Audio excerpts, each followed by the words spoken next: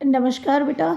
मैं ये कहना चाहूँगी कि जैसे ही हमारी अभी बात जो है आपको पता है कि सीएम से होने वाली थी और मैंने आपको बोला है कि सीएम के लिखित माँग के बाद सीएम जब हमें लिखित रूप में देंगे तभी हम यहाँ पर आपको बोलेंगे। याद रखिएगा कुछ लोगों के द्वारा अफ़वाह फैलाई जा रही है, ग्रुप को भी डिलीट किया जा रहा है ना? और हमें हमें जितनी यूनिटी है ना अलग करने की कोशिश किया जा रहा है। अरविंद भदौरिया सर की तबीयत बहुत ज़्यादा ख़राब है इसलिए वो आईसीयू में एडमिट है बेटा। और अभी-अभी मेरे को होश आया है।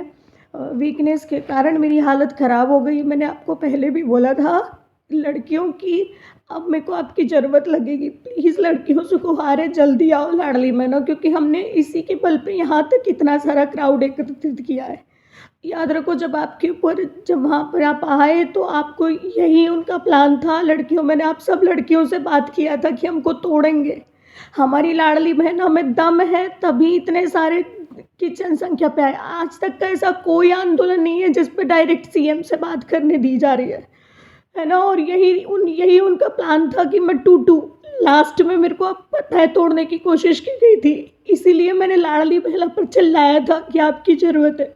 बेटा इससे आज भी मैं कुछ नहीं कह पाऊँगी।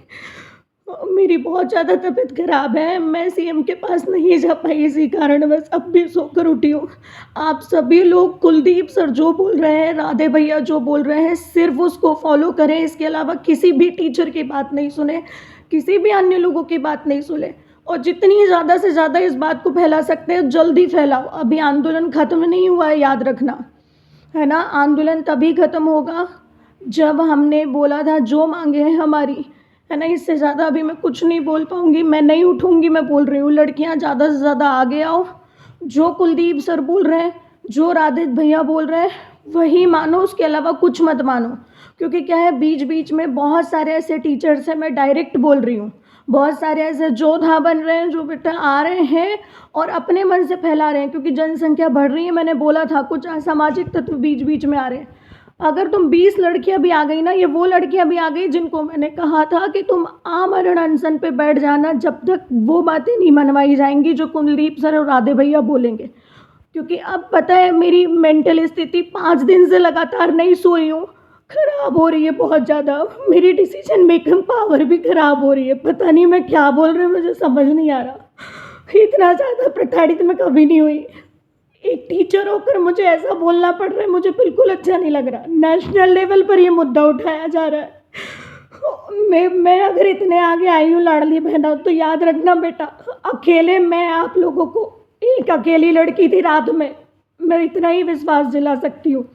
एक अकेली लड़की थी, एक अकेली लड़की के बल पर तुम सड़क पर 600 लड़की आई हो। तो याद रखना, मैं ये चीज़ याद रखना बेटा। बस इसके बाद से मैं चुपचाप यहाँ पर जो है आमरण अनशन पर बैठ रही हूँ।